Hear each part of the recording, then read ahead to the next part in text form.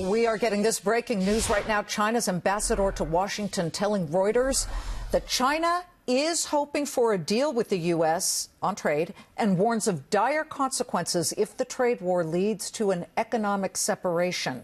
Now, President Trump already predicting if there is no breakthrough at the G20 meeting, and he's supposed to meet with Xi Jinping on Saturday, the chance that he won't go through with further hiking of tariffs on Chinese goods is, quote, highly unlikely. President Trump telling the Wall Street Journal that he'll be ready to raise from 10% to 25% the tariffs on $200 billion worth of Chinese goods, and that will start January 1. Not only that, the president declaring as well, quote, if we don't make a deal, then I'm going to put the $267 billion additional on at a tariff rate of either 10% or 25%. Bob Hormats was in China last week. This is his first interview since he returned. The former Undersecretary of State for Economic Growth and the Environment is joining us now. All right. What's the atmosphere on the ground there like right now? Well, so far, this has not had a major negative impact on China. The Chinese economy is weakening a little bit, but the trade problems have really not hit the economy because a lot of companies in the United States have been doing early stage orders to build up a lot of inventory in case higher tariffs are imposed. Let's put that aside then.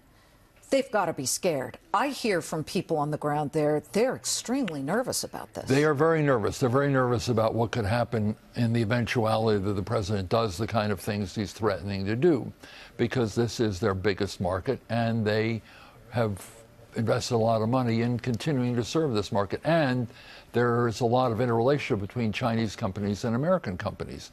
A lot of American companies source intermediate products from China. So, of course, they'll have an impact not only in China, but also in the United States and, of course, American consumers. They will meet face-to-face on Saturday. They may even see each other before then because, of course, at the G20 you have what's called the family photo, which is this group photo of the 19 leaders and the European Union members. So it actually ends up being more than 20 people. But how do you suppose they are going to come together to meet eye to eye? And do you have hopes for some type of concrete deal? Because the market is waiting and watching. Well, I would love to see a deal the kind that Larry Kudlow was talking about. He was very positive that he thought there could be a deal, but then he identified a number of things that had to happen in order for a deal actually to occur. He said forced technology transfers must be solved. He wants tariff and non-tariff barriers dropped, to go away. He wants ownership issues because the Chinese kind of require that you have a joint venture with a Chinese company on the ground, and then, of course, they end up borrowing the intellectual property of the U.S. company. But he wants zero tariff, zero subsidies. Is President Trump going to walk away on Saturday with all of those things? I think the probability of a deal of that magnitude, of a breakthrough on all those issues, is highly unlikely, because a lot of work would have to go into putting that together. And so far as I've seen, we haven't really had all the preliminary meetings of people at middle and upper levels making the kind of arrangements to have a deal like that occur. I think looking for a breakthrough would be very optimistic.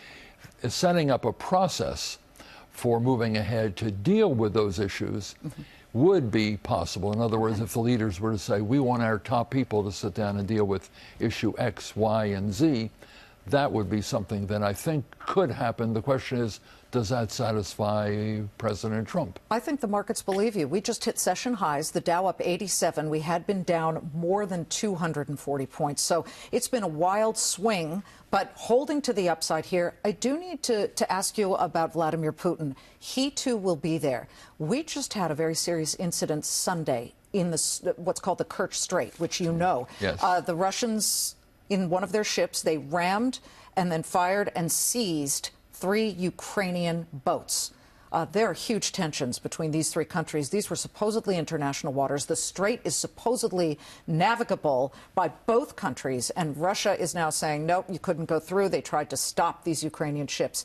How much of the oxygen will be taken out of the room when it comes to that issue? And why do you think Vladimir Putin, if the Russians started this, and it looks like they did that? Is he trying to make sure he's on the front page down there in Argentina? There is probably some of that. He's testing Poroshenko on the water, on this particular area of contested water where the Ukrainians and the Russians have been able to navigate freely without major incident for quite some time. Once in a while there are problems. Yeah. But basically he's saying, look, I'm now exerting my power. I have some muscle here.